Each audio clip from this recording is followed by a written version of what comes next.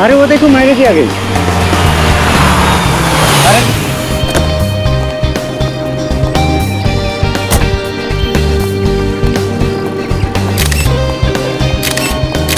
Thank you. Ma'am कैसा लगा आपको घूमने?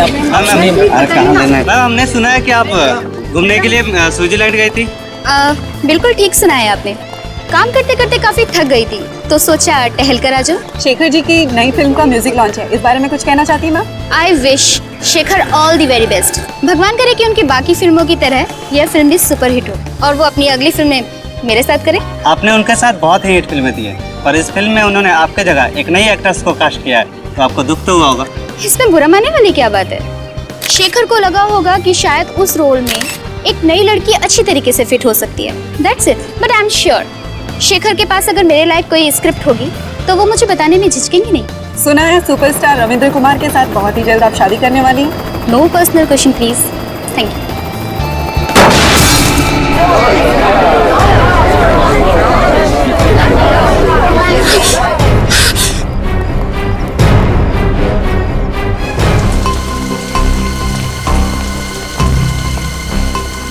जब ये कुणाल नीचे गिरा तो कौन कौन लोग थे यहाँ? सर मैं और मीडिया वाले थे। कहाँ से गिरा ये? सर पता नहीं, वो नहीं देखा। मतलब? सर मैं मीडिया वालों को इंटरव्यू दे रही थी कि अचानक बहुत जोर से आवाज आई और मैंने पीछे पलट के देखा तो सर मेरी कार के ऊपर कुणाल गिरा हुआ था और सर खून बह रहा था। सर मुझे नहीं पता सर, मैं बहुत घबरा गई थी। ये मैनेजर कौन है?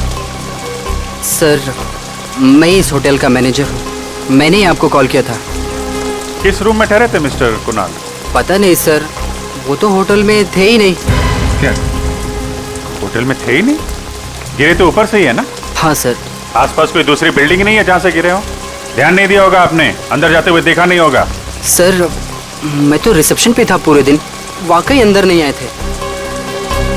सीसीटीवी कैमरा लगा रिसेप्शन में? Yes sir. रेडी? जरा सीसीटीवी कैमरा फुटेज चेक कर, देखो ये आदमी अंदर कब गया था। इतना बड़ा एक्टर अपनी म्यूजिक रिलीज में टूटे हुए बटन वाली जैकेट पहन के तो आएगा नहीं। या तो बटन नीचे गिरते हुए टूटा है या फिर तोड़ा गया है हाथापाई में। इसका मतलब मरने से पहले इसका झगड़ा हुआ था किसी के साथ? लग तो ऐसा ही रहा। अच्छा, कुणाल का किसी के साथ कोई झगड़ा वगड़ा हुआ था क्या? नहीं सर, कुणाल बहुत ही अच्छा लड़का था, वो हमेशा सबसे मिलजुल के रहता था। सर उसका झगड़ा किसी के साथ हो ही नहीं सकता। आप? मैं इस फिल्म का डायरेक्टर हूँ, करण नाम है मेरा। आई सी। और आप हीरोइन है? हाँ सर, ये मेरी पहली फिल्म है और देखिए ना, मेरी पहली फिल्म में ऐसा हादसा हो गया। हादसा या मर्डर ये तो अभी कह नहीं सकते, बहुत जल्द पता चल जाएगा। फिलहाल आप लोग कहाँ थे जब कुणाल यहाँ गिरा? सर हम सब लोग होटल के अंदर थे, मीडिया वाले और एक्ट्रेस मायरा बाहर थी। अच्छा ठीक है।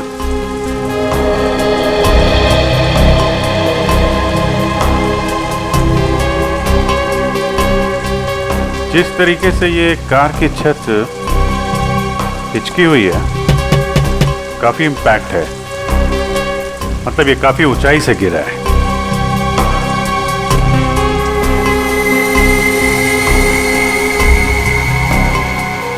अजीब बात है, सारी खिड़कियों पे तो ग्रिल लगा है, खिड़की से तो गिरा नहीं है, छत से ही गिरा होगा।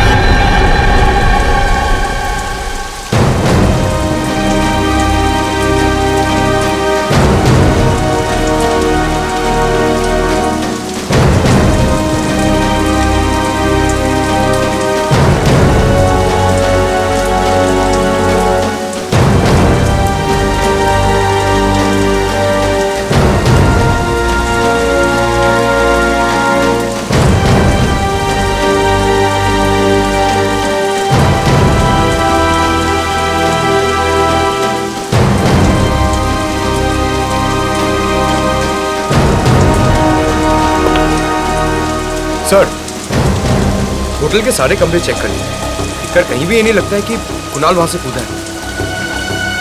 छत पे भी हाथापाई के कोई निशान नहीं है। और टूटा हुआ बटन भी नहीं दिख रहा है। सर कुणाल होटल में आया ही नहीं था। होटल में आए नहीं? नहीं सर, मैंने पिछले 7 दिन का सीसीटीवी फुटेज चेक किया है, कुणाल होटल में आया ही नहीं था। ये कैसे हो सकता है? सर ये भी तो हो सकता है कि कुणाल होटल आया हो और खूनी ने उसका सीसीटीवी फुटेज मिटा दिया हो। कहीं होटल में कोई काम करने वाला तो खूनी नहीं है? सर ये भी हो सकता है कुणाल भेष बदल के इस होटल में आया हो, फिर यहाँ से उसने कूद के आत्महत्या कर ली हो। होने को तो कुछ भी हो सकता है। अब तो डॉक्टर सारुंके ही बताएंगे कुणाल का खून हुआ है या कुणाल ने आत्महत्या की है।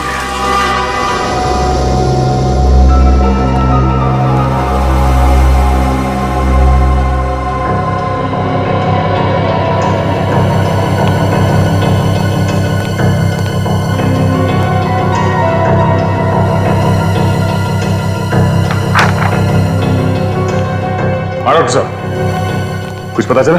हाँ दया, मौत तो इसके ऊपर से गिरने की वजह से ही हुई है, लेकिन ये आत्महत्या नहीं है, ये एक खून है। खून है? हाँ। मतलब इसे ऊंचाई से फेंका गया? हाँ दया। जरूर ये चोट खूनी के साथ हाथापाई के दौरान आई होगी। एग्जैक्टली सचिन, इसे ये चोट तब आई जब किसी ने इसके सर पर बाईं तरफ वार किया किसी भारी चीज से, शायद इसे बेहोश करने के लिए। हाँ सर, क्राइम सीन पर हमें इसकी शर्ट का एक बटन भी तो नहीं मिला था। पूर्वी, हाथापाई के दौरान टूट गया होगा और जैसे ये बेहोश हो गया खूनी ने इसे ऊपर से धक्का दे दिया। पर इसे धक्का दिया तो दिया कहां से?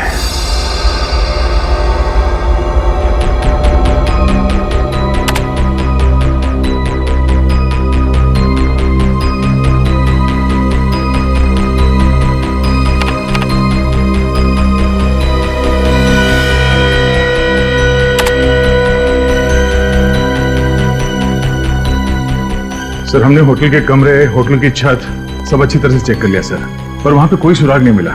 समझ में नहीं आ रहा लाश गिरी तो गिरी कहां से? लाश आसमान से तो नहीं गिरी है दया, कहीं ना कहीं से तो गिरी है। हाँ पूर्वी, कुछ पता चला मीडिया फुटेज में से?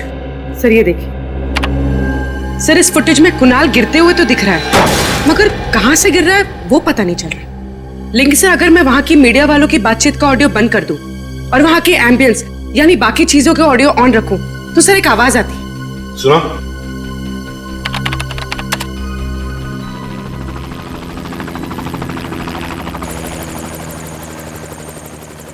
सर ये कैसी आवाज है? देखते हैं फ्रेडी, पता करते हैं। तो फिर से सुनो।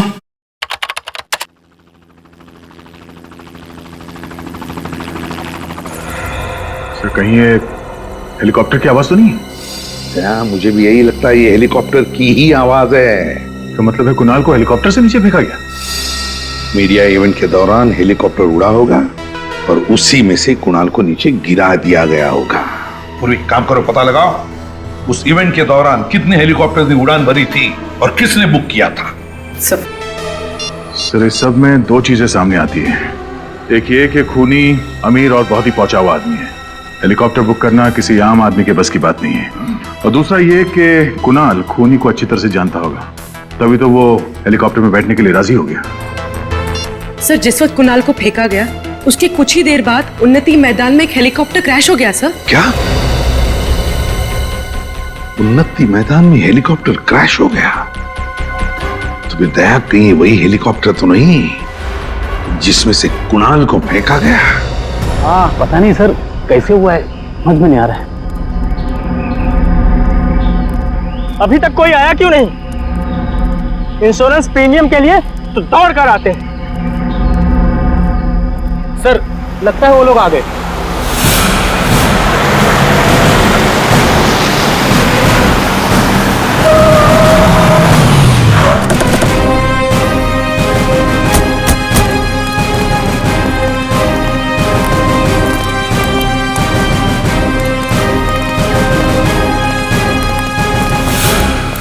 आप लोग इंश्योरेंस कंपनी से हैं? नहीं, हम लोग सीआईडी से हैं। सीआईडी? हाँ। आप? जी मेरा नाम गिरीश है, ये हेलीकॉप्टर मेरा ही था। आपका ये हेलीकॉप्टर बुक किसने किया था? सर वो फिल्म का एक प्रोड्यूसर है, शेखर। शेखर? जी हाँ, उन्होंने अपनी आने वाली फिल्म के प्रमोशन के लिए हेलीकॉप्टर बुक करवाया था, उनकी फिल्म का हीरो है कुणाल। वो फिल्म की म्यूजिक पार्टी के लिए हेलीकॉप्टर से एंट्री करने वाले थे। अच्छा, देखते हैं।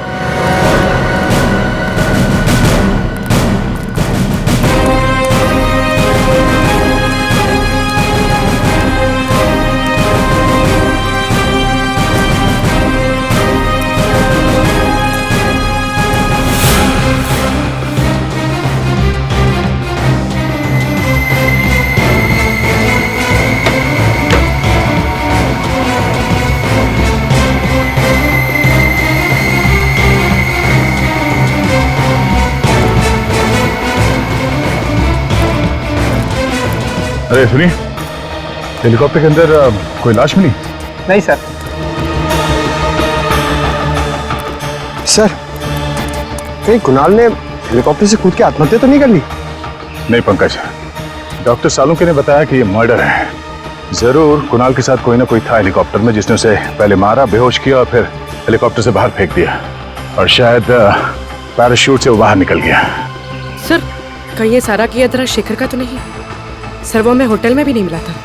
सर, ऐसा कौन सा प्रोड्यूसर होगा जो अपने ही फिल्म के म्यूजिक लॉन्च में मौजूद ना हो सकता है। एक काम करो, चारों तरफ नजर दौड़ाओ, और हाँ, वो ब्लैक बॉक्स पता करो, ब्लैक बॉक्स कहाँ है। उसी से पता चलेगा इस खूनी के बारे में। सर,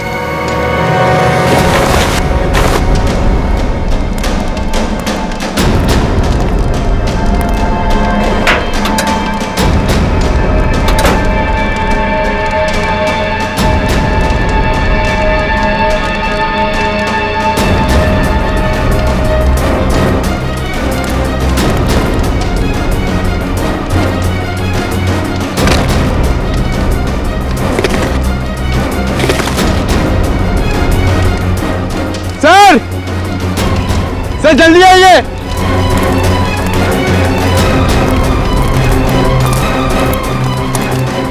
सर ये देखिए, ये पैराशूट है। गुड जॉब पंकज, आजकल बहुत काम करने लगे हो। हाँ, thank you sir. Sir,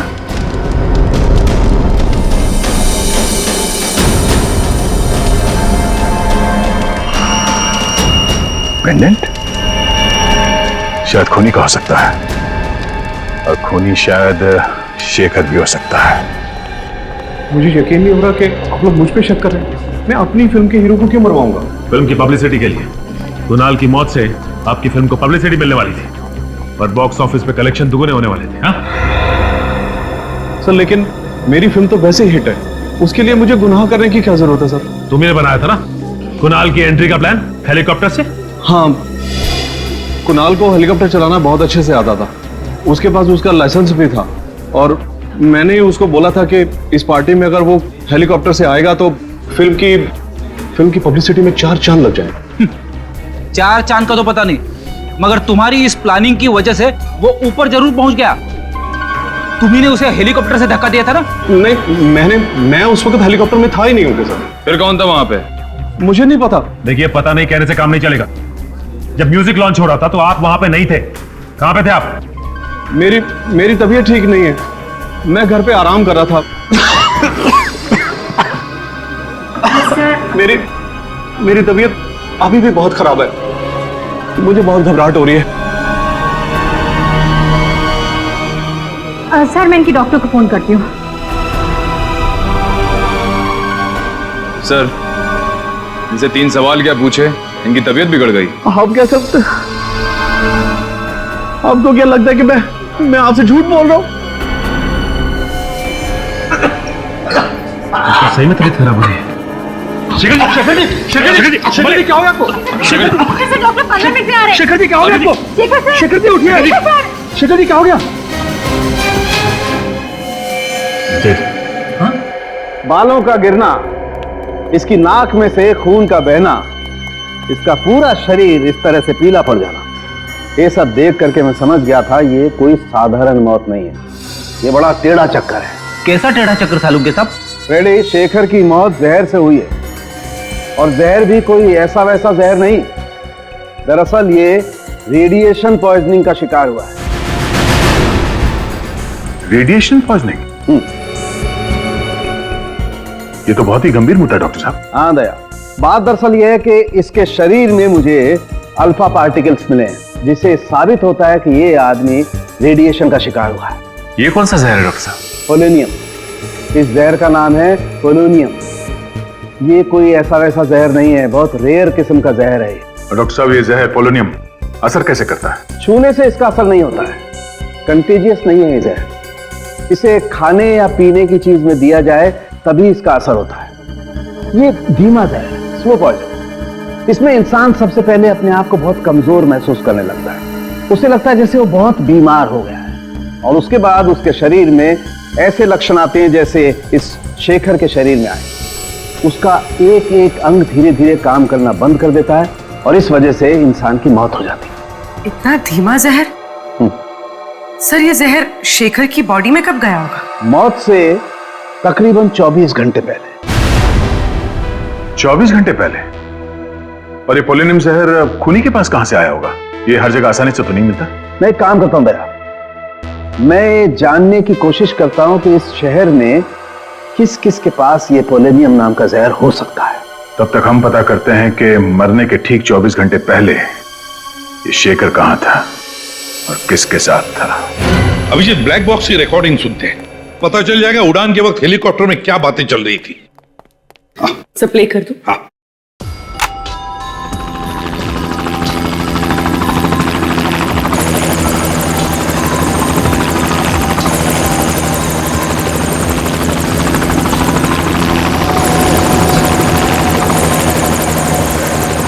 Shekhar के साथ ऐसा किया? मुझे यकीन नहीं आ रहा है। क्यों किया ऐसा तुमने? मुझे जवाब दो। सर ये तो कुणाल की आवाज है। हाँ अभिजीत, लगता है कुणाल को पता चल गया था कि खूनी ने शेखर को जहर दिया था। शायद इसीलिए खूनी ने कुणाल को हेलीकॉप्टर से धक्का दे दिया और फिर खुद पैराशूट बांध के कूद गया। सर जरूर ये कुणाल या शेखर के आसपास का ही आदमी है। हाँ, साउंड के बता रहा था ना कि वो पोलोनियम जहर को असर दिखाने में 24 घंटे लगते हैं। तो अगर ये पता चल जाए कि मौत से 24 घंटे पहले शेखर किसके साथ था, तो समझ लो हम खूनी तक पहुंच गए। सर 24 घंटे पहले शेखर वैलेंटाइंस बैंक्वेट हॉल में था सर। Valentine's banquet hall? वो तो राजा पार्क के वहां है। हाँ सर, वही वाला। शेखर ने फिल्म खत्म होने की खुशी में वहां पे एक छोटी सी पार्टी दी थी। फिल्म के सारे आर्टिस्ट और टेक्नीशियंस को बुलाया गया था सर इस पार्टी में। तो फिर उन्हीं में से कोई है जिसने शेखर और कुणाल को मारा है। अरे सारंग साहब, आप यहाँ पे? हाँ अभिजीत, मुझे मालूम है। मुझे यहाँ देख करके तुम्हें उतनी खुशी हो नहीं रही है जितनी लैब में किसी और को देख करके होती है। वो बात नहीं है सर, लेकिन क्या करूं यार, आना पड़ा, क्योंकि उस पोलोनियम वाले साइंटिस्ट का नाम सिर्फ मैं बता सकता हूँ, तारिका जी नहीं। तो फिर साइंटिस्ट का नाम बता सारंग के। देवेन पेटेकर। देवेन पेटेकर? हाँ। ये तो बड़ा भारी नाम है सर। हाँ फ्रेडी, जितना भारी नाम है उतना ही भारी काम है। बॉस, इस देवेन पेटेकर ने पोलोनियम पे जितनी रिसर्च की है ना, उतनी किसी ने नहीं की। उसका एड्रेस वगैरह है? हाँ बॉस, इस कागज पे उसका एड्रेस, टेलीफोन नंबर सब कुछ लिखा। इस डॉक्टर देवेन पेटेकर से तो हम बाद में मिलेंगे, लेकिन पहले ये पता लगाना पड़ेगा कि वैलेंटाइन बैंक्वेट हॉल में शेखर को जहर दिया किसने। कोना कोना अच्छी तरीके से चेक कर लो। शेखर जी 24 घंटे पहले यहाँ थे। अगर उन्हें यहाँ पे जहर दिया गया है तो उस जहरीले रेडिएशन के कोई ना कोई सुराग यहाँ जरूर मिलेगा। सर मैं आपसे कह रहा हूँ सर, आपको समझ कुछ गलतफहमी हो गई है। यहाँ कौन मार सकता है शेखर जी को? अरे यार, मैं तुम्हारे स्टाफ पे थोड़ी ना शक कर रहा हूँ, मेहमानों में से भी कोई हो सकता है ना? वैसे कल स्टाफ में से कौन था यहाँ पे? कितने लोग थे? 3 थे सर। उनमें से 2 तो आज नाइट में है और एक यहीं पे है। उसका नाम मयंक है।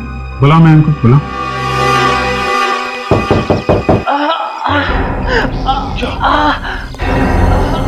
सर, यहाँ से किसी के कराने की आवाज आ रही है। कई साइंटिस्ट की जान खबर में तो नहीं है। एक मिनट।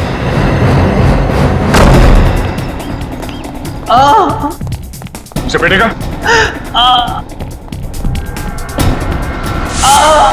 सचिन पूर्वी क्या हुआ? अब ठीक तो है? मेरी लेबोरेटरी क्या हुआ आपकी लेबोरेटरी? हाँ सर, एक आदमी काफी देर तक शेखर जी से बातचीत कर रहा था। अच्छा, क्या क्या बात कर रहा था? कुछ सुना आपने? अरे यार सुनो, सीआईडी की मदद करोगे तो कोई तकलीफ नहीं होगी। ओके, बताओ। सर वो विनती कर रहा था कि शेखर जी की आने वाली फिल्म की रिलीज डेट आगे बढ़वा दे, नहीं तो उसका बहुत बड़ा नुकसान हो जाएगा। अच्छा, था कौन ये आदमी? नहीं सर, मैं नहीं जानता वो आदमी कौन था। तो शेखर जी ने क्या कहा? शेखर जी हंसने लग गए और बोले खाना जरूर खाकर जाना, अच्छा बना है। और रहा सवाल फिल्म की रिलीज डेट आगे बढ़वाने का, तो वो तो आगे नहीं खिसकाएंगे। अच्छा, कहीं शेखर जी की मौत की वजह फिल्म की रिलीज डेट तो नहीं है?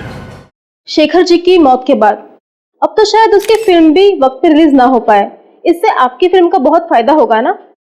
देखिए, किसी की चिता की आग पे रोटियां सेकी नहीं जाती। शेखर जी बहुत ही सीनियर थे और फिल्म इंडस्ट्री के एक नामी गिरामी प्रोड्यूसर थे वो।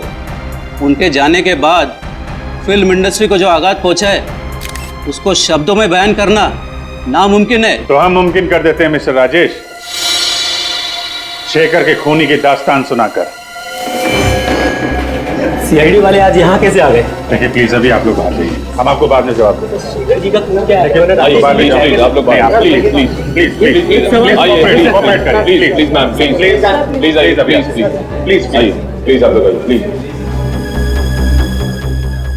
ये क्या कर दिया आपने?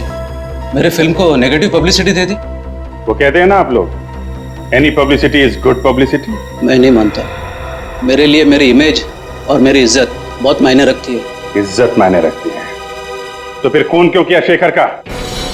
मैंने शेखर का खून नहीं किया है। मैं एक कलाकार हूँ, फिल्म प्रोड्यूस करता हूँ, मैं खूनी नहीं हूँ। क्योंकि शेखर ने तुम्हारी बात नहीं मानी, अपनी फिल्म की रिलीज डेट आगे नहीं की, इसलिए तुमने ये तरीका ढूंढ निकाला उसकी फिल्म को पोस्टपोन करने का। ये बात सच है कि मैं उनको रिक्वेस्ट करने गया था, लेकिन जरूरी थोड़ी है कि उन्होंने बात सुनी नहीं तो मैं उनको खून कर डालूंगा। अच्छा, अगर आपने खून नहीं किया तो फिर किसने खून किया? मुझे क्या पता सर, मुझे तो सिर्फ इतना मालूम है कि मैं निर्दोष हूँ। मेरी बीवी भी अक्सर मेरी बात मानती नहीं है, तो इसका मतलब ये थोड़ी है कि मैं हर एक का खून कर चुका हूँ। जब शेखर का खून हुआ तो कहाँ थे आप? सर उस वक्त मैं होटल में ही था, उनकी फिल्म की हीरोइन समीरा से बात कर रहा था मेरी अगली फिल्म के लिए। सर यहाँ पे तो फिंगरप्रिंट स्कैनर लगा हुआ है। देवेंद्र जी ने स्कैनर इसलिए लगाया होगा ताकि उनके अलावा कोई और इस लैब के अंदर जा ना सके। सब फिर हम लोग अंदर जाएंगे कैसे? अब यहाँ तक आ ही गए हैं तो अंदर भी पहुंच ही जाएंगे। सचिन, ये काम करो, ऑफिस में। सर इस पर कुछ लगा हुआ है। ये तो खून जैसे लग रहा है। पूरी चेक कर सर।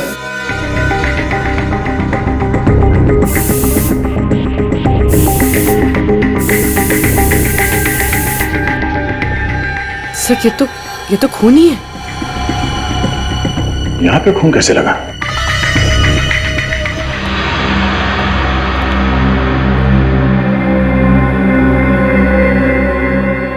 यहाँ का तो सारा सामान बिखरा पड़ा है। हाँ, किसी ने बहुत मेहनत की है यहाँ पे। जरा देखो आसपास कुछ मिलता है क्या?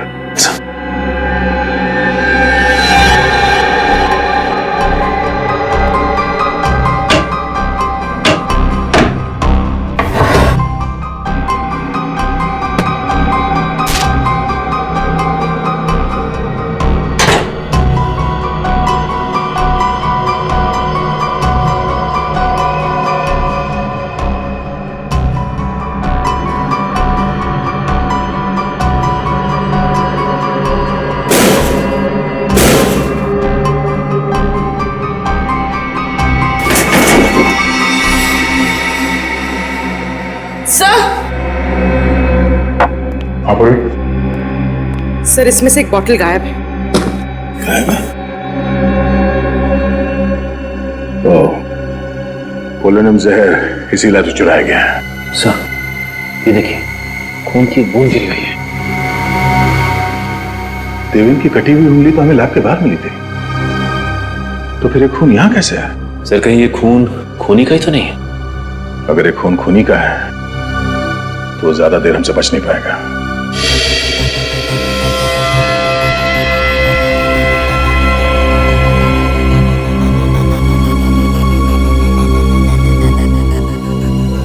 तो इस फुटेज से ये तो साबित हो गया कि राजेश खूनी नहीं है, क्योंकि जिस वक्त कुणाल हेलीकॉप्टर से गिरा ये तो होटल में था समीरा के साथ। ये तो कोई बाहर का ही है, खूनी कोई बाहर का ही है, पर कौन? वो जो कोई भी है, उसे हंटिंगटन नाम की बीमारी। क्या? हंटर? हंटर नहीं फ्रेडी, हंटिंगटन। ये तुझे लेबोरेटरी में मिले खून के डीएनए से पता चला है ना?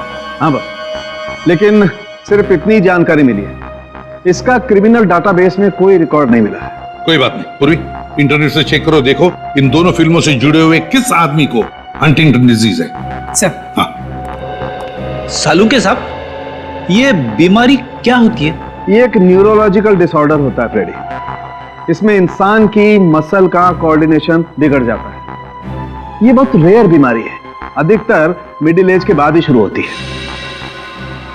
सब मिल गया सर। सर इसका नाम नंदन कुमार है। सर ये एक राइटर है और इसने कुछ फ्लॉप फिल्में लिखी हैं। 2 साल पहले ये शेखर के पास अपनी एक कहानी लेकर गया था, पर शेखर ने इसकी कहानी ठुकरा दी। और जब नंदन को पता चला कि शेखर उसी की कहानी पे फिल्म बना रहा है, तो उसने शेखर पे कोर्ट केस कर दिया, लेकिन वो हार गया था।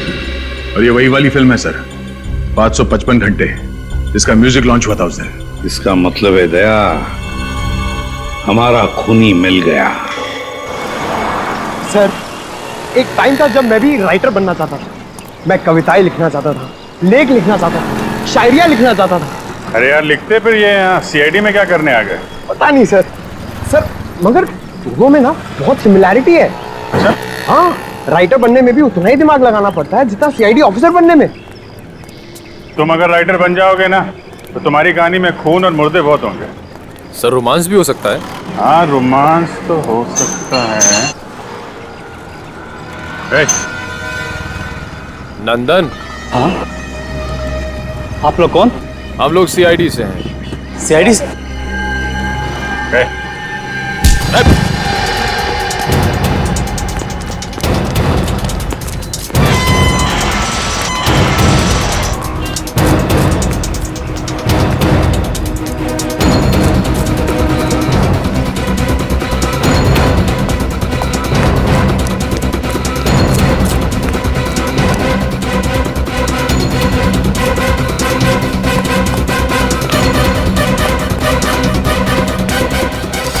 सर उस तरफ तो नहीं मिला।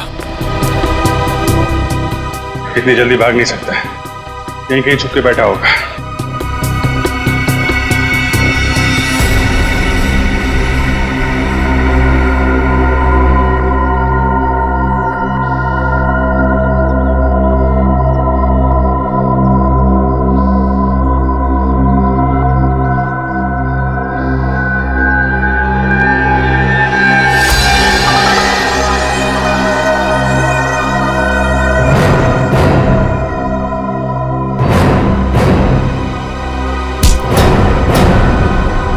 छोड़ दो मुझे, छोड़ दो मुझे। तुम जैसे खूनियों को छोड़ा नहीं जाता है, जेल में बंद करके उनकी खातिरदारी की जाती है, समझा? खूनी? मगर मैंने किसी का खून नहीं किया। देखा सर, राइटर ने फिर से कहानी बनाना शुरू कर दी। सर मैं सच कह रहा हूँ सर। 2 खून किए तुमने, कुणाल और शेखर का। सर मगर मैं क्यों मारूंगा? शेखर ने तुम्हारी कहानी चुरा ली थी इसलिए। हाँ चुराई थी, पर उसने गैर कानूनी काम किया था। मगर इसका मतलब थोड़ी ना है कि मैं भी कोई गैर कानूनी काम करूंगा। सर मैंने उसे कुछ नहीं किया सर। साइंटिस्ट देवन की लेबोरेटरी में क्यों गया था? पोलोनियम जहर चुराने के लिए? सर मैं जहर चुराने नहीं गया था, मेरी अगली फिल्म साइंटिस्ट की कहानी पर आधारित है, तो रिसर्च के लिए उनसे बातचीत करने के लिए गया था सर। बातचीत करने? और बातचीत करते करते तुम्हारा खून उनके टेबल पे गिर गया। सर वहां पर ब्लेड पड़ा था, मैंने देखा नहीं और गलती से हाथ कट गया सर मेरा। कहानी बनाना बंद करो नंदन, अगर तुम निर्दोष थे तो मैं देख के भागे क्यों? सर कल रात एक बार पे मेरा किसी से झगड़ा हो गया था, मैं सारी रात लॉकअप में था सर, तो मुझे लगा कि आप लोग मुझे फिर से पकड़ने के लिए आ गए, इसलिए मैं भागा। तुम्हारे शेखर साहब को शराब पीने की आदत थी क्या? कभी कभी जब बहुत उदास होते थे तो खुद को शराब के नशे में डुबो लेते थे। उदास? किस बात का दुख था उन्हें? साहब एक दिन नशे की हालत में कुछ बड़बड़ा रहे थे कि उनके अतीत की गलती जिंदगी भर उनका पीछा नहीं छोड़ेगी। अतीत की गलती? कैसी गलती? पता नहीं साहब, ऐसा लगता है कोई अतीत का राज छुपा रहे थे। मैंने सुना है साहब, शराब पीने के बाद इंसान कभी झूठ नहीं बोलता है। सुना तो मैंने भी ऐसा।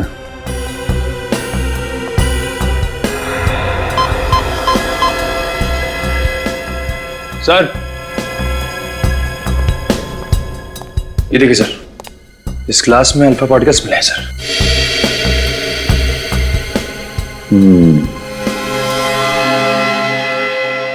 मतलब शेखर को जहर घर में ही दिया गया है, शराब में मिला के।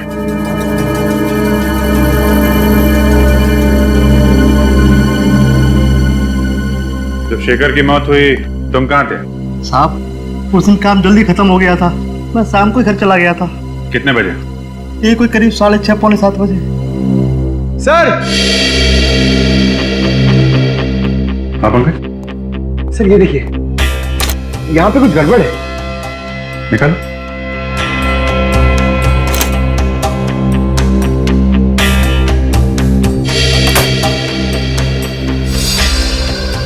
सर, दीवार में अलमारी? क्या है, निकालो जरा।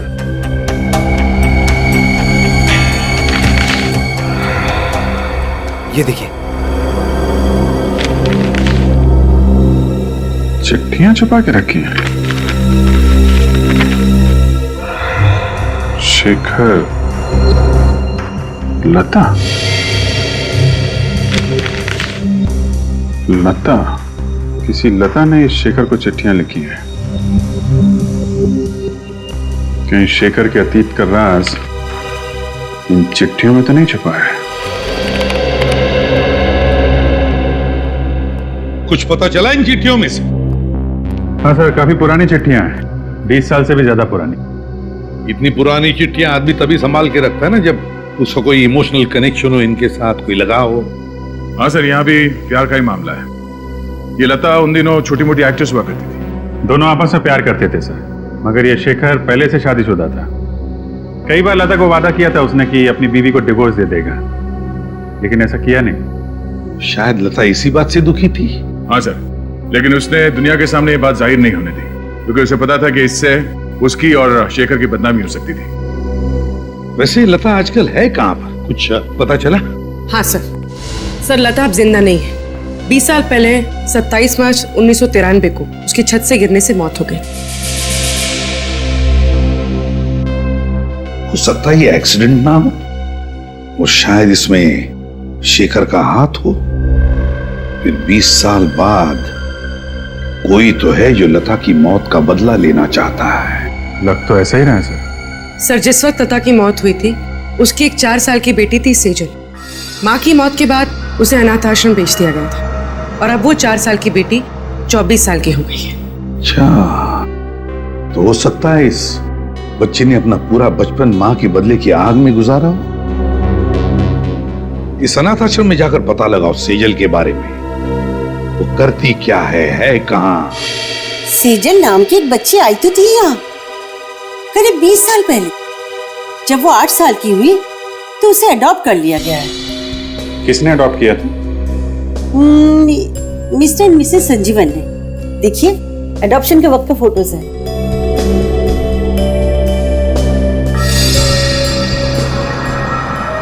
ये देखा? क्या सर? सेजल के गले में पेंडेंट। अरे हाँ सर, ये तो ठीक वैसा ही पेंडेंट है जो हमें हेलीकॉप्टर की क्रैश साइट पे मिला था। एग्जैक्टली, हमारा शक सही निकला। सेजल का इस केस से लेना देना जरूर है। रहती कहाँ है ये सेजल?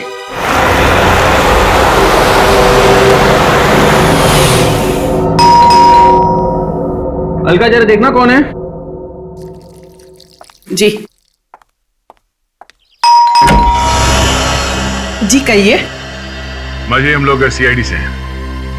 सीआईडी से? क्या बात है? अंदर आने के लिए नहीं कहेंगे? ओह सॉरी, आइए। Thank you. सुनिए, सीआईडी वाले आए हैं। सर क्या हुआ? दरअसल हमें सेजल के बारे में कुछ बात करनी थी। क्या किया सेजल ने? हमें शक है कि सेजल ने खून किया। क्या? ये आप क्या कह रहे हो? सेजल किसी का खून नहीं कर सकती। तो सेजल को बुलाइए, हम उसी के मुझसे सुनना चाहते हैं। है घर पे? जी वो घर पे नहीं है, उसका फोन आया था, वो थोड़ी देर के बाद आएगी। सीआईडी की गाड़ी मेरे घर पे?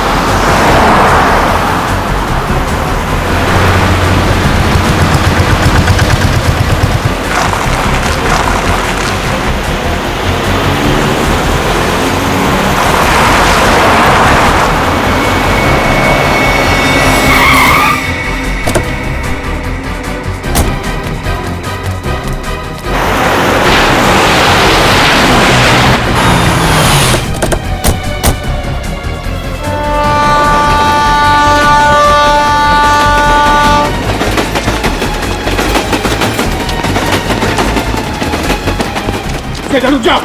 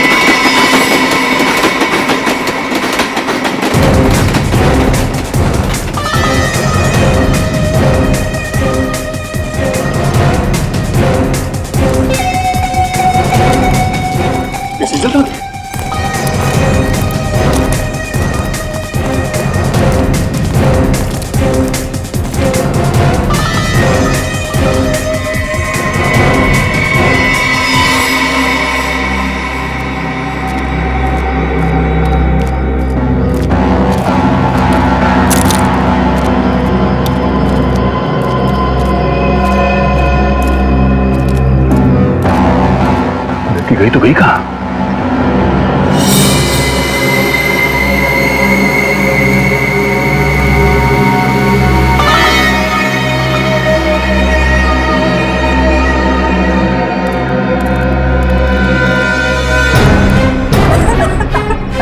बस बहुत भाग ले, अब जरा अपना मुखड़ा तो दिखा दे।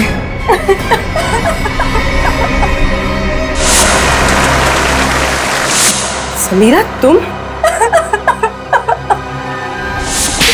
तो 4 साल की थी जब ये हादसा हुआ था। फिर 20 साल बाद तुमने शेखर को कैसे पहचान लिया?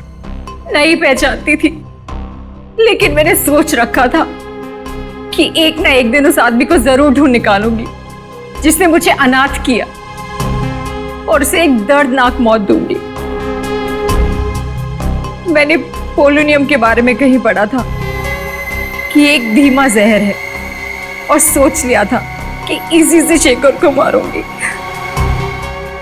पर शेखर को ढूंढा कैसे तुमने? मैंने उसे नहीं, उसने मुझे ढूंढा।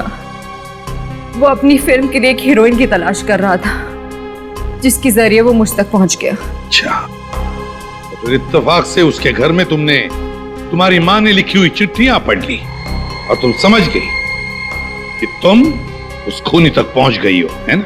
हाँ, मैंने उसी दिन से उसे मारने का प्लान बना लिया था। और जब कुणाल को पता चला कि तुमने शेखर को जहर देके मारा है तो तुमने उसे भी मार दिया, हैं? हाँ, बिल्कुल परफेक्ट प्लान था मेरा। पहले होटल पहुंच के मीडिया के सामने तस्वीरें खिंचवाई और उसके बाद वहां के फायर एग्जिट से निकल गई। किसी ने देखा भी नहीं मुझे और हेलीकॉप्टर तक कुणाल के पास पहुंच गई, दरवाजे से निकल गई। माना कि तुम्हारी जिंदगी मुश्किलों से भरी रही, लेकिन इसका मतलब ये नहीं कि बदले के लिए तुम खून पर खून किए जाओगे। 2 खून किए तुमने, तुम्हें तो शायद फांसी ही होगी। धमकी? तुम मुझे धमकी दे रहे हो? डरपोक, औकात क्या है तुम्हारी? हाँ, जो करना है तुम कर लो, लेकिन मैं तुमसे दोबारा रिश्ता नहीं जोड़ने वाली।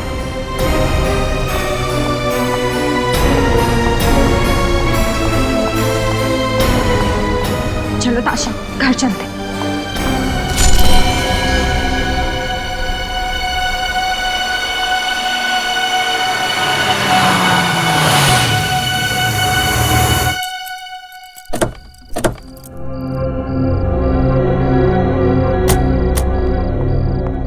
ये ले चाबी। चल यार, इतना मूड क्यों अपसेट करके रखा है तूने? मधु, मधु तू फिक्र मत कर, सब कुछ ठीक हो जाएगा, थोड़ा सब्र कर। मैं नमित के हरकतों से ना परेशान हो चुकी हूँ। ऐसा कैसे कर सकता है मेरे साथ? पार्टी में सबके सामने कितनी बेइज्जती की उसने मेरी। ऐसे कैसे बात कर सकता है वो मेरे साथ? ताशा, मधु, मैं तेरा गुस्सा अच्छे से समझती हूँ, लेकिन तू ये भी तो सोच कि तुम दोनों का अभी तो ब्रेकअप हुआ है, थोड़ा टाइम पहले। हो सकता है कि वो बर्दाश्त ही नहीं कर पा रहा है कि तू उसकी गर्लफ्रेंड नहीं है अब। सारे लड़कों की ना यही प्रॉब्लम होती है, लेकिन आई एम टेलिंग यू ताशा, अगर आगे से उसने ऐसा कुछ भी करने की कोशिश की ना मेरे साथ, तो मैं बिल्कुल बर्दाश्त नहीं करूंगी। सीधे पुलिस कंप्लेन करने वाली हूँ मैं। अरे बाबा, नमित ऐसा कुछ करेगा ही नहीं, और अगर ऐसा कुछ करेगा नहीं तो पुलिस के पास तुझे जाने की जरूरत पड़ेगी नहीं। ओके, चल मैं सोने जा रही हूँ। आज पार्टी में बहुत डांस किया यार, बहुत थक गए। ताशा, हाँ, मुझे ना तुझसे कुछ बात करनी थी। तो बोल ना, रुक क्यों गई? अभी नहीं, अभी काफी रात हो चुकी है, कल बात करते हैं। कोई बात तुझे परेशान कर रही है ना? नहीं नहीं ताशा, परेशानी वाली कोई बात नहीं है, बस तुम्हारी पेंटिंग को लेके बात थी। कल सुबह बात करते हैं। चल, गुड नाइट। Good night.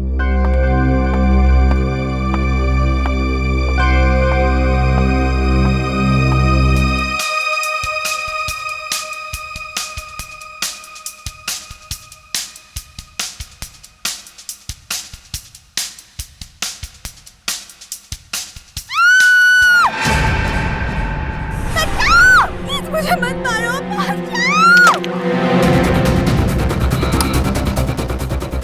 मधु, छोड़ो मधु, मत मारो मुझे, प्लीज मुझे मत मारो, छोड़ो मुझे, छोड़ो मधु, मुझे बचाओ, छोड़ो मधु, कोई बचाओ, दरवाजा खोलो, बचाओ मधु, दरवाजा खोलो, बचाओ मधु, कोई बचाओ।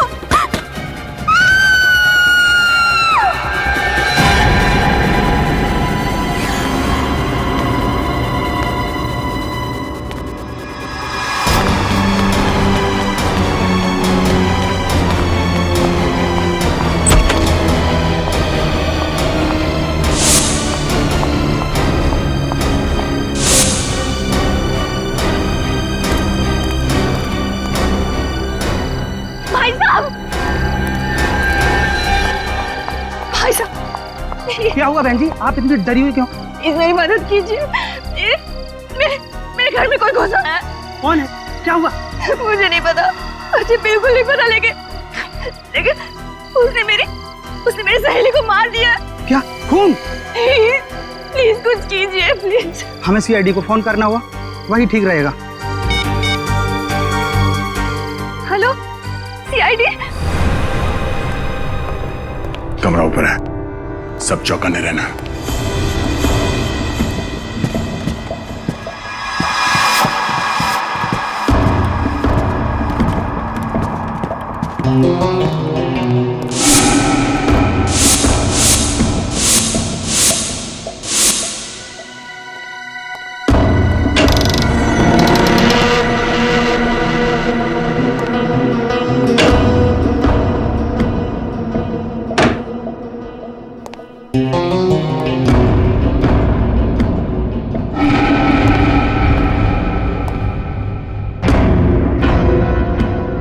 खिड़की और दरवाजा तो अंदर से बंद है। सर, यहाँ पे तो कोई दिख नहीं रहा। नहीं सर, अंदर कोई। कमरा साफ सुथरा है, कोई तोड़फोड़ या हाथापाई के निशान भी नहीं है। ताशा को अंदर बुलाओ। ताशा, हमें बताओ एग्जैक्टली यहाँ पे हुआ क्या था? मधु को मार डाला। ये मधु कौन है? मधु मेरी बहुत करीबी सहेली है। हम दोनों नाइट क्लब में पार्टी करने गए थे। 1 बजे के करीब घर लौटे और वो अपने रूम में चली गई और फिर उस पर किसी ने हमला किया। बाहर सिक्योरिटी गार्ड से जरा पूछताछ करो। ताशा, आपने हमलावर को देखा? नहीं, मैंने मधु के चिल्लाने की आवाजें सुनी और कि मैं उसको बचा नहीं पाई। पर यहाँ पे तो घर में कोई नहीं था, ऊपर कमरे में कोई नहीं था, कमरे में हाथापाई के कोई निशान नहीं, और मधु भी नहीं। मधु कहाँ गई? ये कैसे हो सकता है? मैंने खुद उसके चिल्लाने की आवाजें सुनी है। मेरा विश्वास कीजिए, मैं सच बोल रही हूँ।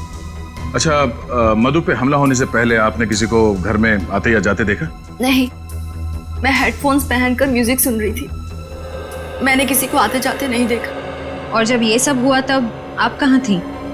म्यूजिक सुनते सुनते मैं यहीं सोफे पर सो गई थी, लेकिन जब मधु के चीखने चिल्लाने की आवाजें सुनी तो मैं उसके कमरे की ओर दौड़ी चली गई, लेकिन दरवाजा अंदर से बंद था। दरवाजा बंद था? मगर जब हम अंदर गए तब तो कमरे का दरवाजा खुला था और कमरे में कोई भी नहीं था। ये कैसे हो सकता है? मैंने खुद उसके चिल्लाने की आवाजें सुनी, और अगर मधु कमरे में नहीं है तो फिर कहाँ है? अच्छा, आप दोनों के अलावा घर में कोई और भी रहता है? जी, एक लड़की और रहती है। कौन है वो और कहाँ है? आलिया। मैं, मधु और वो, हम तीनों रहते हैं। फिलहाल वो छुट्टियां मनाने के लिए मनाली गई हुई है। आपको किसी पे शक है? हाँ। किस पे? नमित पर। ये नमित कौन है? मधु का एक्स बॉयफ्रेंड। और उस पे शक की वजह? पार्टी में नमित और मधु का बहुत बड़ा झगड़ा हुआ था। नमित बहुत गुस्से में था। नमित कहाँ रहता, कुछ मालूम है आपको? जी, विंडफोर अपार्टमेंट्स, 10th फ्लोर। नमित और मधु की फोटो है आपके पास? हाँ है। गुड। निकले, एक काम करो, इस नमित के घर पे जाके पता करो, और श्रेया, नमित और मधु इन दोनों की फोटो सारे पुलिस स्टेशन में भिजवा दो। सर। मधु की जान खतरे में है, उसे किसी भी हाल में बचाना होगा। सर, ये नमित तो बड़ा ही चालाक है सर। पहले इसने मधु को किडनैप किया और अब हमारे आने की भनक लगते ही भाग रहा है। पूर्वी बच के जाएगा कहाँ ही? एक बार हमारे हाथ लग जाए, इसकी बारात निकालते हैं। सर, वो तो केआर रोड की तरफ मुड़ गया। क्या? कितनी दूरी पे? सर, करीबन 100 मीटर। सर सिग्नल इसी तरफ बता रहा है, इसी रोड पर। सर, बस आगे ही। सर, यहाँ से राइट।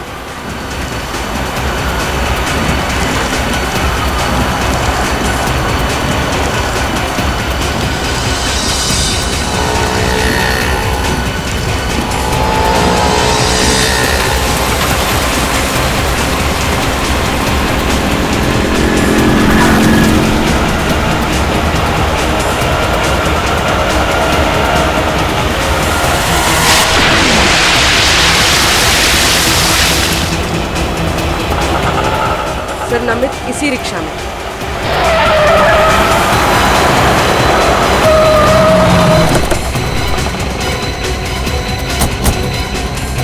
बारगल, ये क्या बदतमीजी है? सीआईडी से हम लोग। बोल, मधु को क्यों किडनैप किया? मधु किडनैप हो चुकी है? कब ऑफिसर? अनजान बनने का नाटक बंद कर। मधु तेरी गर्लफ्रेंड थी ना? बता, कहाँ छुपा कर रखा उसे? हाँ, मेरी गर्लफ्रेंड थी, लेकिन मैंने उसे किडनैप नहीं किया। तो फिर उसको पार्टी में चाकू दिखाकर धमकी क्यों दी तूने? बोल। हाँ, लेकिन मेरा विश्वास करो, मैं उससे सच्चा प्यार करता हूँ। हमारे बीच कुछ गलतफहमी हुई थी, और इसी गलतफहमी की वजह से तूने उसे किडनैप कर लिया। बोल, कहाँ छिपा के रखा है उसे? और उसके घर क्यों गया था तू? हाँ, मैं गया था, पिछले दरवाजे से गया था उसे समझाने के लिए, लेकिन वो घर पे नहीं थी। तो फिर चोरी से उसके घर में घुसने की क्या जरूरत है? पीछे के दरवाजे से? हाँ, क्योंकि ताशा मुझे पसंद नहीं करती है, इसके लिए मैं उसके सामने नहीं जाना चाहता था। तो ताशा ने तुझे देखा कैसे नहीं? घर के बाहर वो किसी आदमी से बात कर रही थी और मैं चुपके से निकल गया। मतलब तुम्हारे वहाँ जाने से पहले ही मधु गायब हो चुकी थी? हाँ सर, मैंने कुछ नहीं किया, मेरा यकीन करो। तो फिर तू भाग क्यों रहा था? मैं भाग नहीं रहा था, मैं तो मधु से मिलने नासिक जा रहा था, क्योंकि उसकी मम्मी डैडी नासिक में ही रहते हैं। आपको विश्वास न हो तो मेरा टिकट देख लीजिए सर।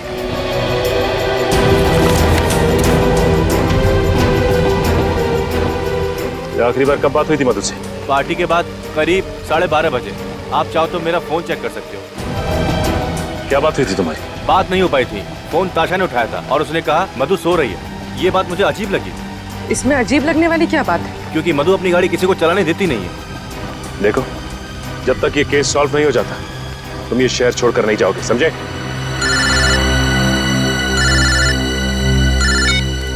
हेलो? हाँ, क्या? कहाँ पे? ठीक है, हम लोग अभी पहुंचते हैं।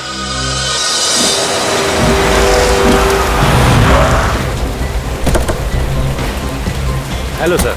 आपने फोन किया था? जी सर। लाश कहाँ पे? सर इस तरफ। सर ये तो मधु है।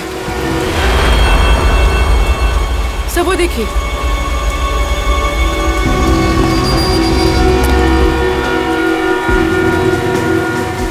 सर ये चाकू। सर इतना सारा खून बाहर और यहाँ पर ये चाकू मिला है। इसका मतलब इस लड़की को यहीं मारा गया है। हो सकता है बुल्ले। ये चाकू तो आम चाकू है जो किचन में इस्तेमाल किया जाता है। सर हो सकता है खून ने ये चाकू मधु के घर से उठाया हो सकता है बुल्ले। एक काम कर, इस चाकू और लाश को फॉरेंसिक भिजवा दो।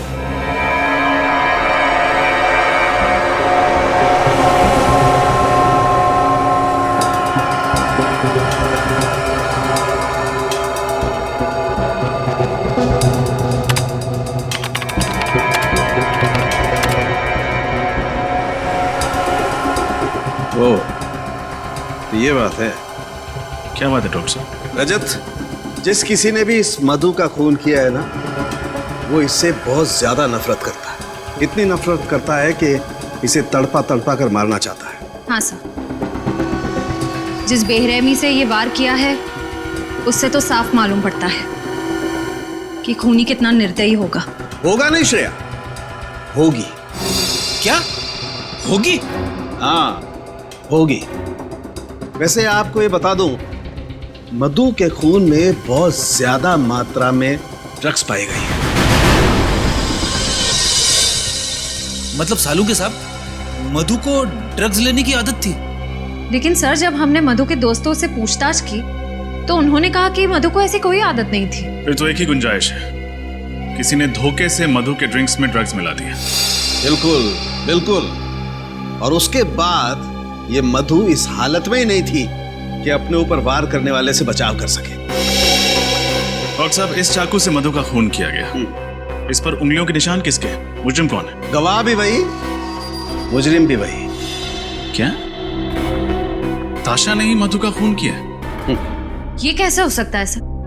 ताशा ने खुद हमें फोन करके बुलाया था। कैसे हो सकता है नहीं मालूम है, लेकिन इस चाकू से मधु का खून हुआ है और इस चाकू पर ताशा की ही उंगलियों के निशान है। मतलब ताशा ने हमसे झूठ कहा, अपने आप को बचाने के लिए भोलेपन का नाटक किया और इल्जाम लगा दिया नमित पर। लेकिन ताशा मधु का खून क्यों करेगी? इसका जवाब तो ताशा ही देगी, उसे देना ही होगा।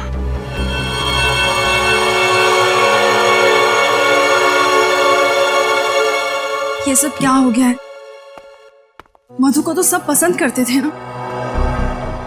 सुदेश जी, मुझे नमित पर बहुत शक हो रहा है। इतना घिनौना काम उसके अलावा और कोई कर ही नहीं सकता। देखो, मधु के कातिल को पकड़ना सीआईडी की जिम्मेदारी है। तुम अपनी जिम्मेदारी पे ध्यान दो ना। आर्ट एग्जीबिशन को कामयाब करना तुम्हारी जिम्मेदारी है, उस पे कंसंट्रेट करो, समझी? अरे आप लोग यहाँ, कुछ पता चला क्या? हाँ, थोड़ा बहुत पता चला है, बाकी आपसे जानना है। आपकी तारीफ? जी, ये मेरे आर्ट टीचर हैं, मिस्टर सुदेश। मुझे पेंटिंग सिखाते हैं। क्या नमित पकड़ा गया? क्या उसने मान लिया कि मधु का खून उसने किया है? अब तो नाटक बंद कीजिए ताशा। हमें पता चल गया है कि मधु को आपने मारा है। खूनी नमित नहीं, आप हैं। वैसे मानना पड़ेगा, हमें गुमराह करने का प्लान अच्छा बनाया था आपने। खुद खून किया और खुद फोन करके हमें बुला लिया ताकि किसी को आप पे शक ना हो। ये झूठा इल्जाम है। भला ताशा मधु का खून क्यों करेगी? और मधु से ताशा की दुश्मनी क्या है? दुश्मनी की वजह तो ताशा ही बताएंगे। अब चुप रहने से कोई फायदा नहीं है ताशा जी। बताइए, क्यों मारा आपने अपनी सहेली को? मुझे यकीन नहीं हो रहा है, आप लोग मुझ पर शक कर रहे हैं। ठोस सबूत है हमारे पास। निखिल सर, ये वही चाकू है जिससे मधु जी का खून हुआ है। इस पर आपकी, ताशा जी आपकी उंगलियों के निशान है। ये कैसे हो सकता है? मैं क्यों मारूंगी मधु को? आपको हमारे साथ सीआईडी ब्यूरो चलना पड़ेगा। बताओ ताशा, क्यों मारा तुमने मधु को? मैं कितनी बार कह चुकी हूँ आपसे, मैंने मधु को नहीं मारा है। मैं सच कह रही हूँ। ठीक है, अभी पता चल जाएगा तुम सच बोल रही हो या झूठ। श्रेया, चलिए। ये सब क्या है? ये आप लोग क्या कर रहे हैं मेरे साथ? आपका सच कितना सच है ये पता लगा रहे हैं। बैठिए।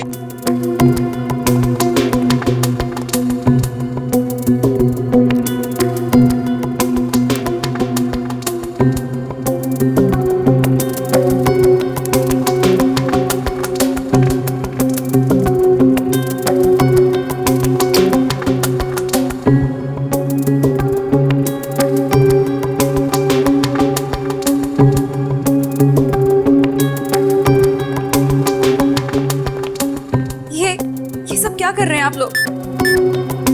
ताशा, हम तुम्हारी पॉलीग्राफ टेस्ट करेंगे। इस टेस्ट से सच और झूठ का फर्क पता चलता है।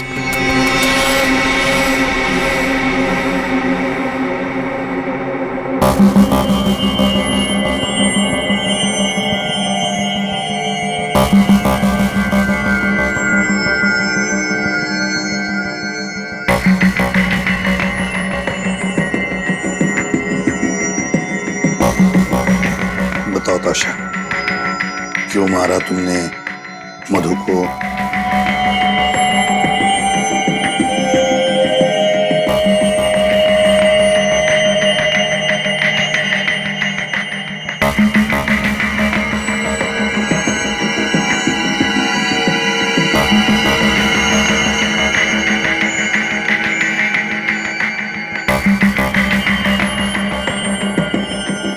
क्या तुमने वाकई मधु को नहीं मारा? मारा या नहीं मारा?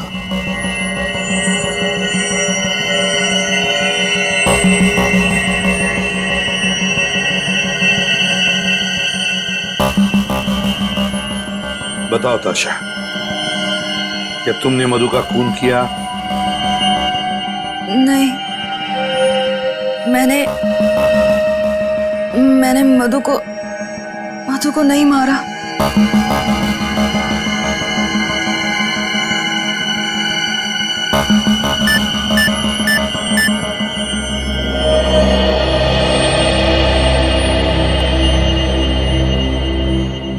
आश्रय, सर, ताशा सच बोल रही है। जाने दो इसे। सर, इस टेस्ट ने तो और भी उलझा दिया। अब क्या करें? हाँ सर, अजीब बात है, सारे सबूत इसके खिलाफ है, फिर भी ये बेकसूर है। ये कैसे हो सकता है सर? सचिन, कॉलोनी के वॉचमैन ने बताया कि ये दोनों मतलब ताशा और मधु रात के 1 बजे एक साथ लौटी।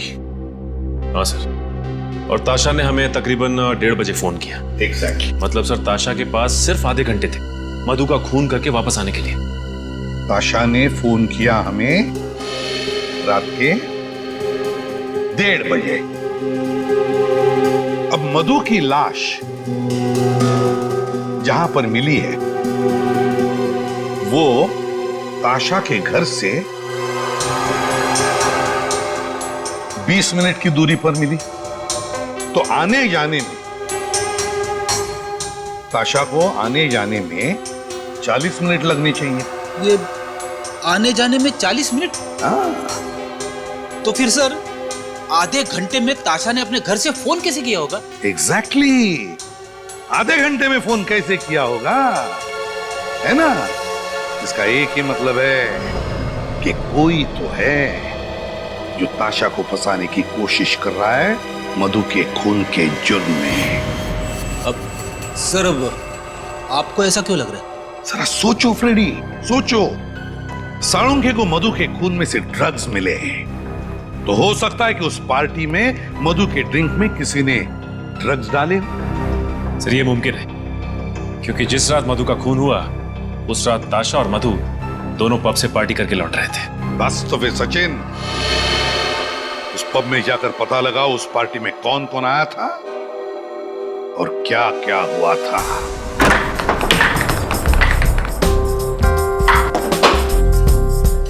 क्या बात है, सीआईडी यहाँ? कहीं कोई परमिशन का पंगा तो नहीं है?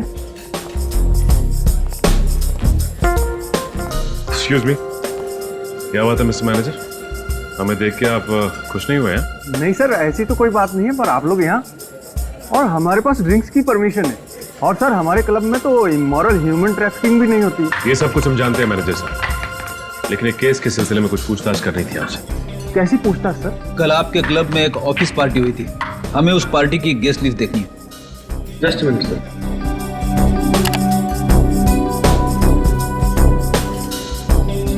ये लीजिए सर, ये उस पार्टी गेस्ट लिस्ट। सर इस लिस्ट में एक नाम जाना पहचाना सा लग रहा है। कौन सा नाम? सर आलिया क्या, ताशा की रूममेट। मगर ताशा तो कह रही थी कि आलिया फिलहाल छुट्टियां मनाने शहर से बाहर गई हुई है, मनाली में। बड़ी हो सकता है उसने हमसे झूठ बोला। ये देखो, आलिया के नाम के सामने ये लैंडलाइन नंबर लिखा हुआ है। कहीं ये नंबर उसी जगह का तो नहीं है जहां पे ये तीनों साथ में रहती थी? लेकिन सर हमें उस घर में कोई लैंडलाइन फोन मिला ही नहीं। एक काम करो निखिल, इस नंबर पे जरा फोन लगाओ, देखो क्या पता चलता है।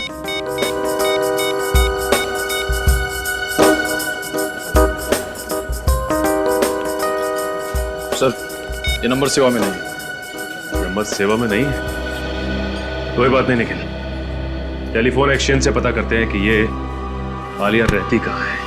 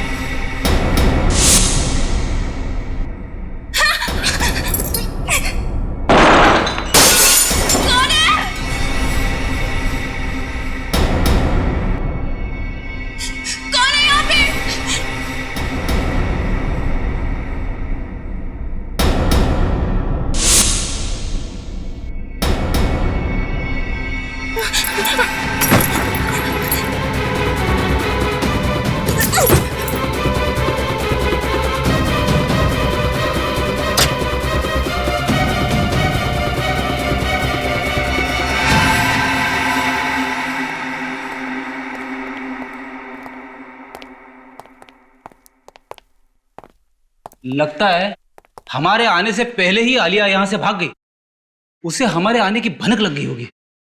लगता तो ऐसे ही है। बड़े आस पड़ोस में जाके पता करो इस आलिया के बारे में।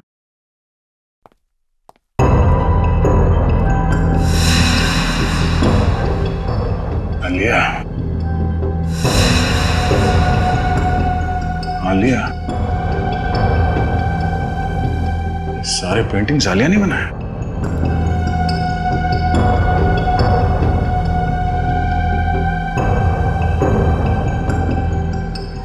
सर मैंने पड़ोस के मकान में रहने वाली एक औरत से पूछा, वो भी आलिया को नहीं जानती। उसका कहना है कि ये घर ज्यादातर बंद ही रहता है। ओह, यहाँ भी कुछ नहीं मिला। आलिया की फोटो तक नहीं मिली यहाँ पे। एक बात समझ में नहीं आ रही है सर, अगर आलिया ताशा और मधु के साथ रहती थी तो फिर उसे इस घर की क्या जरूरत थी? तो क्या वो यहाँ पे पेंटिंग के लिए आती थी? और अगर आलिया यहाँ पे नहीं रहती थी तो उसने वहाँ नाइट क्लब के गेस्ट रजिस्टर में यहाँ इस घर का नंबर क्यों लिखा?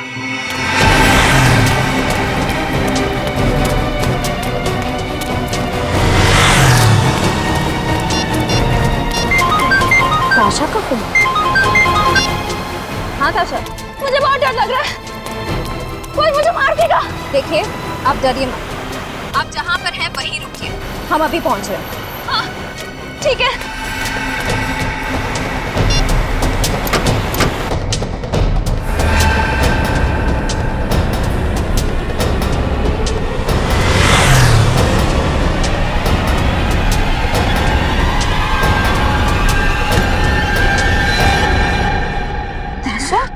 मैं हूँ, डरो मत।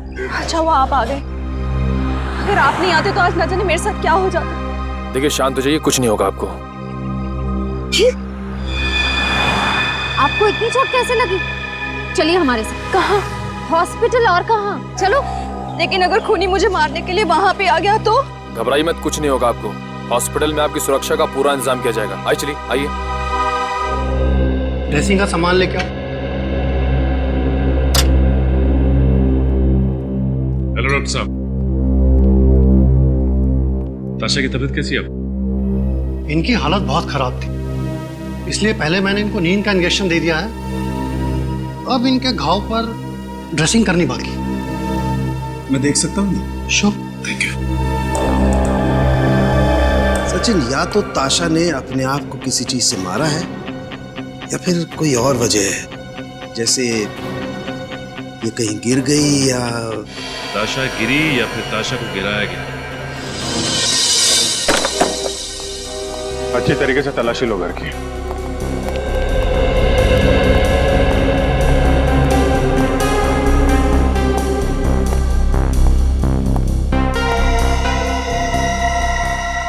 ये ताशा को पेंटिंग जमा करने का शौक था?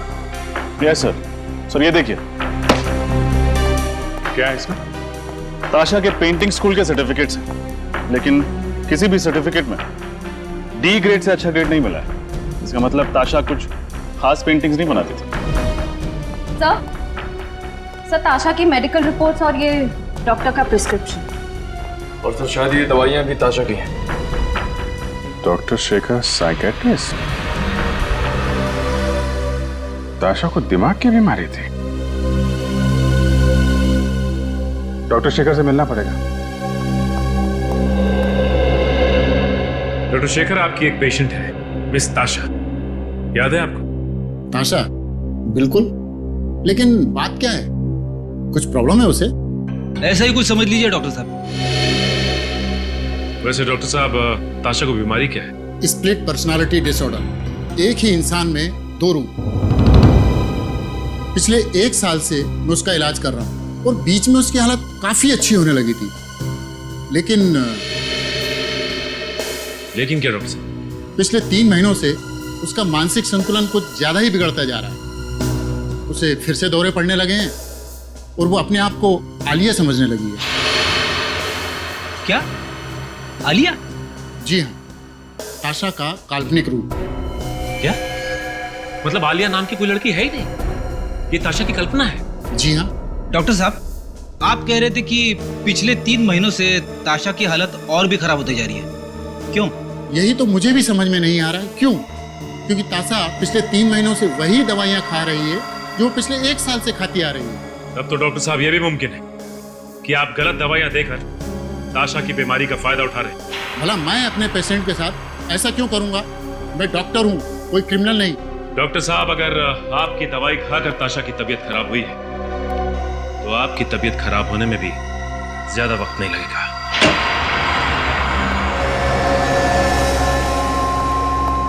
अरे डॉक्टर शेखर, कितने सालों के बाद कैसे हो यार? बहुत परेशान हूँ। क्यों, क्या हुआ? एसीपी को लगता है कि मैंने ही गलत दवाइयाँ ताशा को दी है। हमारे पास सबूत है सर। सबूत? हाँ सबूत, फ्रेडी।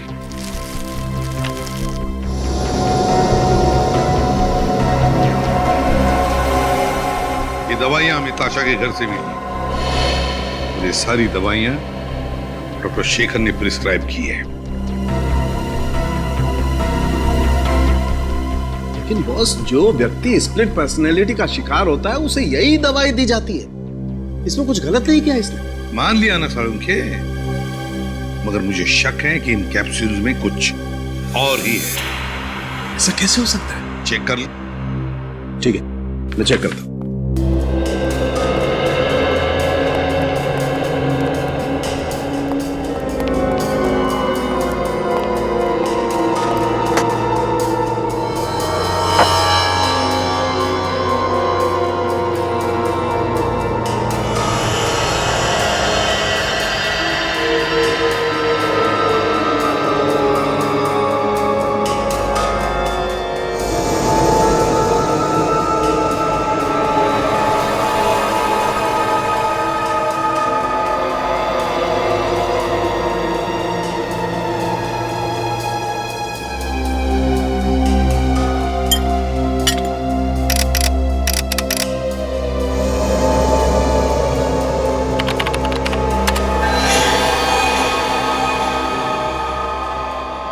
गॉड, ये तो हैवानियत है। और इस कंपाउंड से तो ताशा की हालत और ज्यादा बिगड़ जाएगी। मतलब मेरा शक सही है? सालुंखे, मुझे नहीं मालूम इस कैप्सूल के अंदर की सही दवा को बदलकर ये दवाइयां किसने डाल दी। मैं मानता हूं कि मैंने ही ताशा को ये प्रिस्क्रिप्शन दी थी, लेकिन मैंने ये दवाइयां नहीं बदली। तो फिर कौन कर सकता ये? बस मैं डॉक्टर शेखर को बहुत अच्छी तरह से जानता हूँ, काफी सालों से जानता हूँ। ये ऐसी गिरी हुई हरकत नहीं कर सकता है, इसकी गारंटी मैं लेता हूँ। ठीक है, देख सालुंखे, तू डॉक्टर शेखर की गारंटी ले रहा है, इसलिए मैं इन्हें छोड़ रहा हूं, वरना तू जानता है तो डॉक्टर शेखर जी, जब तक हमारी तहकीकात पूरी नहीं होती आप ये शहर छोड़कर कहीं नहीं जाओगे, प्लीज। जी। स्प्लिट पर्सनालिटी, स्प्लिट पर्सनालिटी, एक ताशा और दो रूप। इस ताशा पर नजर रखो ताशा पर।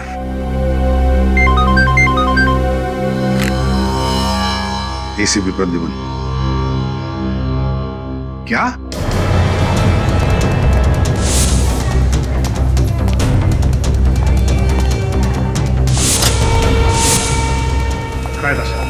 जी सर, पता नहीं। रिसेप्शन पे पता करते हैं। डॉक्टर साहब, ताशा कहाँ है? वो अचानक से कहीं चली गई, इसीलिए मैंने आपको फोन किया। अचानक कहाँ गायब हो सकती है? आप में से किसी ने देखा उसे? सर, मैंने देखा है। ताशा काले रंग के कार में बैठकर चली गई। ठीक है, पार्किंग लॉट से उस गाड़ी वाले का नंबर लेते हैं। शायद ताशा जिस गाड़ी में से भागी वो गाड़ी कहाँ पर है, कुछ पता चला? नहीं सर, हाईवे पुलिस या चेक पोस्ट से अभी तक कोई खबर नहीं आई। कोई तो है जो ताशा की बीमारी का फायदा उठा रहा है। और सर, ये जो कोई भी है ताशा के बहुत करीब है और उसे अच्छी तरह से जानता है। हाँ, एग्जैक्टली। सर, ताशा जिस गाड़ी में से भागी है उस गाड़ी का पता चल गया सर। वो गाड़ी उसी के नाम पे रजिस्टर है। गाड़ी ताशा के नाम पर ही रजिस्टर है? तो फिर खूनी शायद उसी गाड़ी में ताशा को लेकर गया होगा। वैसे भी सर, खूनी गलत दवाइयां देके ताशा को सम्मोहित कर रहा था और उसी की बात सुनकर ताशा हॉस्पिटल से भागी भी होगी। मगर कौन हो सकता है ये? कौन कर सकता है ये सब? नहीं, ये सुदेश तो नहीं? सुदेश? हाँ, सुदेश, वही चित्रकार, वो पेंटर जो ताशा और आलिया को पेंटिंग सिखाता था। सर, वही जो ताशा की हमेशा तरफदारी करता रहता। हाँ, वही ताशा के आसपास ही तो रहता था और वो ताशा की बीमारी के बारे में भी जानता था और ये भी जानता था कि ताशा अपनी दिमाग की बीमारी के लिए इलाज करवा रही है। सचिन, एक काम करो, उस डॉक्टर को फोन करो जो इलाज करा रहा है। सर,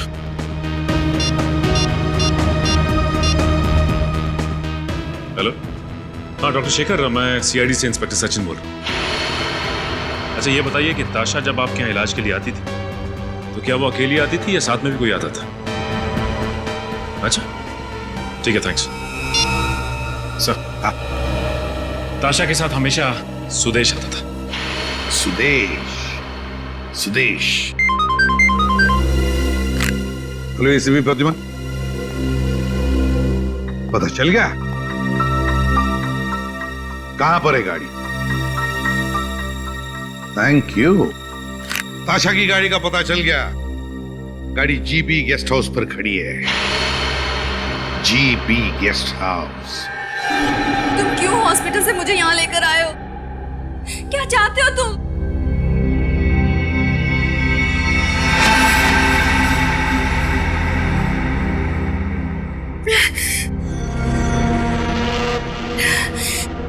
मेरा सर दुख रहा है, मुझे मेरी दवा चाहिए।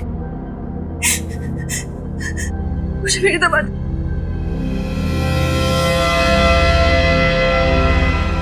मेरी दवा, मेरी दवा।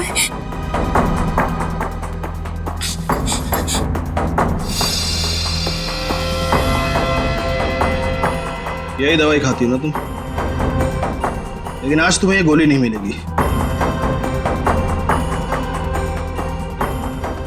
आज मैं तुम्हें दूसरी गोली दूंगा।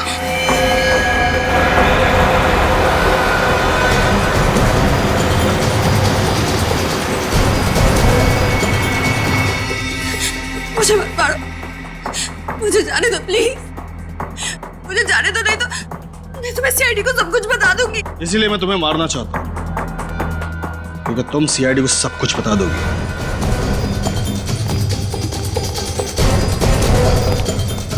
कहाँ है? इस कमरे में से। वैसे तुम मेरे लिए वो सोने का अंडा देने वाली मुर्गी हो जिसे मैं मारना तो नहीं चाहता, लेकिन तुम अब मेरे लिए खतरा बन चुकी हो और मैं खतरे में जीने का आदी नहीं हूं। तो अब जेल में जीने की आदत डाल लो। कहाँ गया? क्या सर? पकड़ो उसे। सर ठीक है, यस सर। हॉस्पिटल लेके जाओ जल्दी।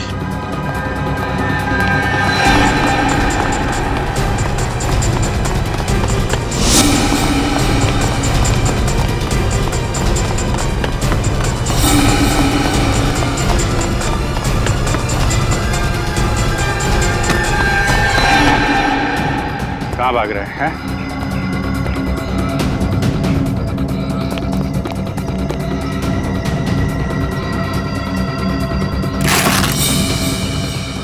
आगे मत बढ़ना, आगे मत बढ़ना वरना सर फोड़ दूंगा। आगे मत बढ़ना।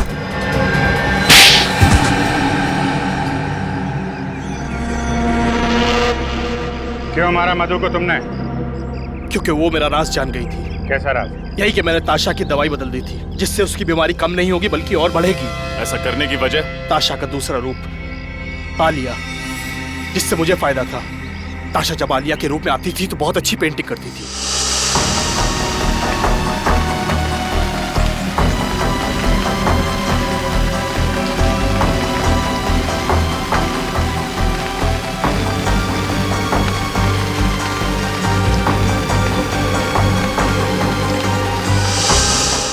जिसे मैं बेचकर लाखों रुपया कमाता था।